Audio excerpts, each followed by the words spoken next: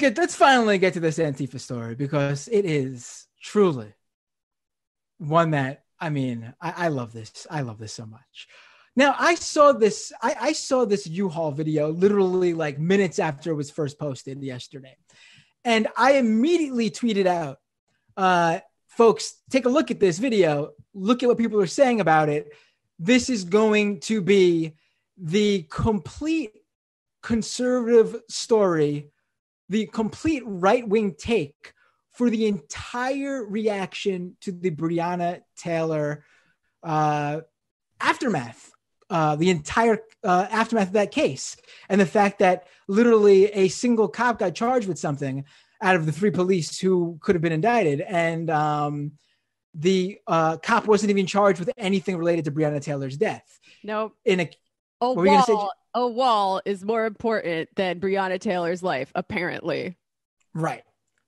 That's basically what this guy got charged with. This officer got charged with. And he's the one who already got fired from the force too, because he basically went into this complex, this building, and just started shooting without even looking what he was doing. And surprisingly, you can't do that. Yeah, you could kill a white person that way. Right. Or dent some drywall, Matt. Anyway, I saw this happening, this focus on this video, and I was like, pay attention. And lo and behold, it's the top story online today. If you look anywhere, like the Facebook data for the top stories of the day, this is taking the news media on the right by storm.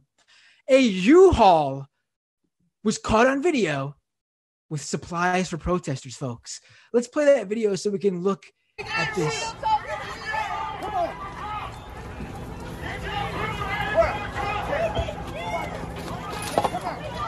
Hey, somebody with me on this. Let's go, man. Lighten it up. So there's a bunch of protesters running over to this truck, and they are taking out signs that say abolition now.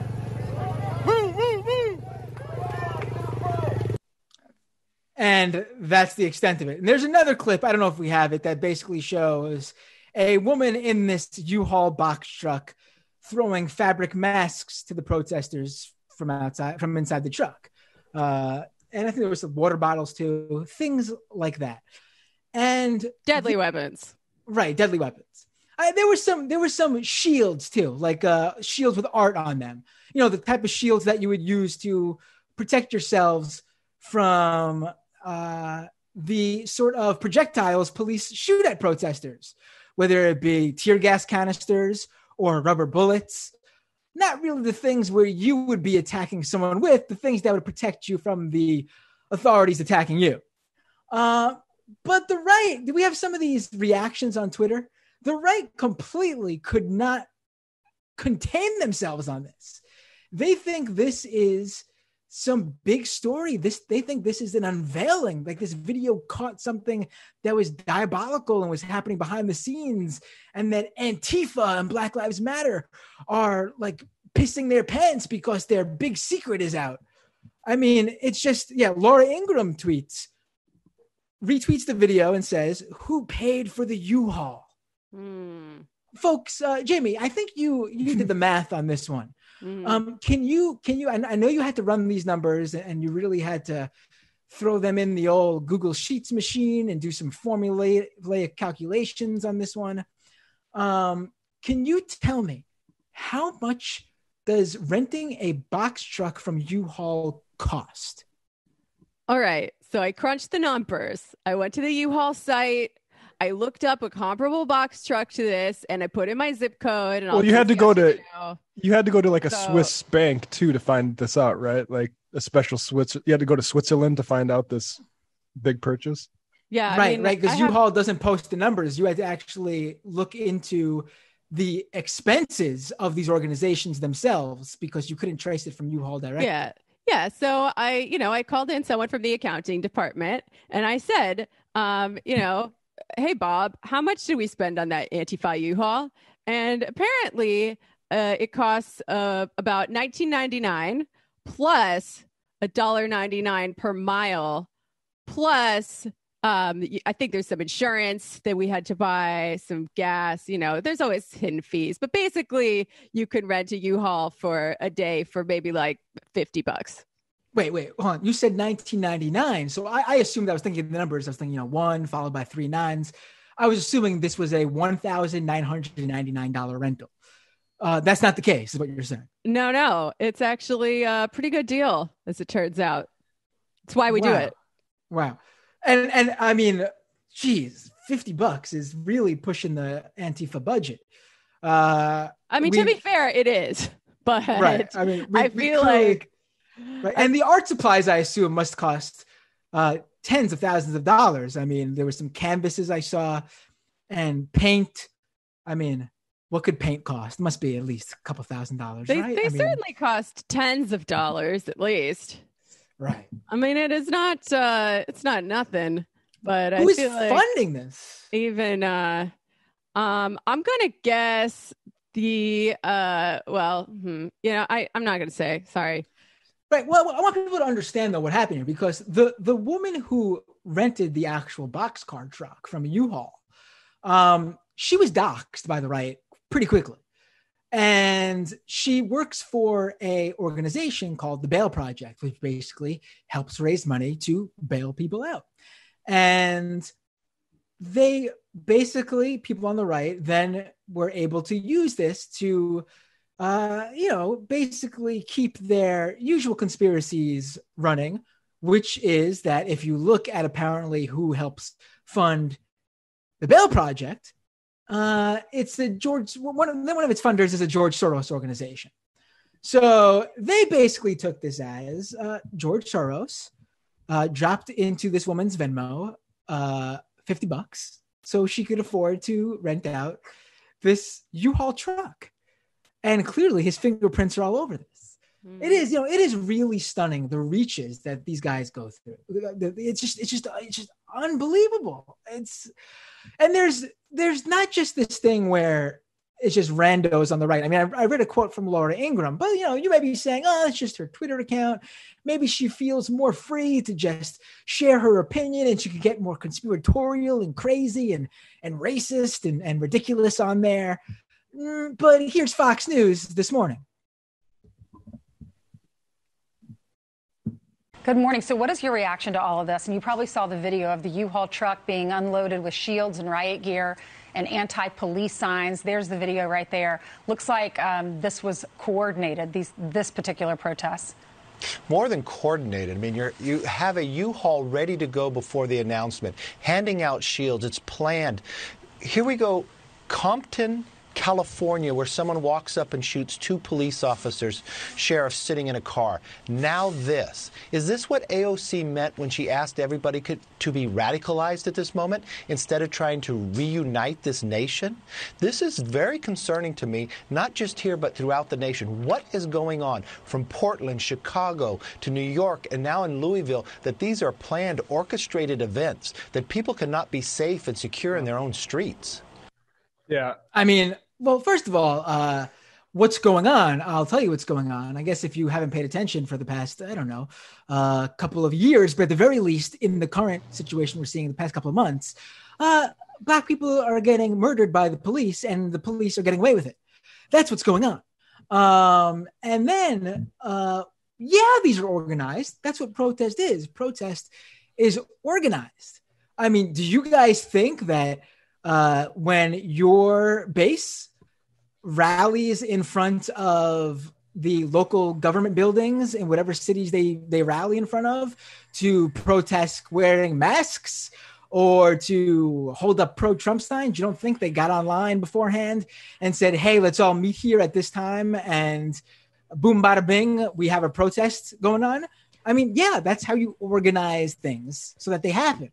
Well, there's certainly a degree of so demonic about it. There's certainly a degree of spontaneity involved, but there's also a degree of organization, if only to circulate where people are going to be meeting and when, or, people in small groups might meet up beforehand, make some signs, yada, yada. I think we could actually do with a lot more organization if we want this movement to continue and grow and build power. But I wish we had the level of organization and coordination that Fox News is ascribing to us. Truly, they're setting the bar pretty high, and I hope to someday meet it. Well, I'd like to focus on. Go ahead. I'd like to focus on some other organization that I think this story is crowding out of the news. I Write OK, Robert Evans and Jason Wilson posted this to The Guardian yesterday. Pro-Trump activists plotted violence ahead of Portland rallies. Patriots Coalition members suggested political assassinations and said laws will be broken, people will get hurt. Leaked chats show. Let me scroll down just a little bit, but everyone should check out this article. Melky has been recorded leading an armed pro-Trump militia 1776 2.0 into downtown confrontations in Portland, including on 22nd of August. At several points in the chat, he proposes violence in advance of those confrontations and appears to confess to prior acts committed in the company of his paramilitary groups. I want to just read one other thing here. Where's the thing about the cops? While you're looking for this, you don't even have to go to Portland for this. I mean, literally right after the decision was announced, there were armed militia groups marching right in Louisville, Kentucky. How do you think they got together? Do you think they spontaneously all just showed up with their AR-15 rifles without any coordination? I mean, this was something in the Breonna Taylor case specifically. The state itself was warning people days in advance that there was going to probably be civil unrest due to the decisions made. We are putting together a curfew on that will start on these days. And this was, again, days before. So the state itself gave people days to get together and say, this is probably not going to go in our favor.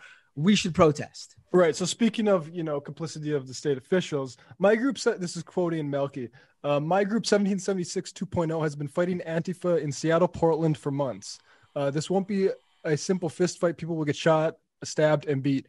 He also claims, and this is a key point, he also claims police cooperation in interstate violence, writing, quote, yes, going after them at night is the solution, like we do in other states. Tactical ambushes at night while backing up the police are key. You get the leaders and the violent ones, and the police are happy to shut their mouths and cameras. So, look, this U-Haul story is disgusting, or is funny, whatever. This is the key thing that people need to be stressing, that there are organized outside agitators that are coming to kill people, and they're on the right, and they're coordinating with the police, and the police work with them.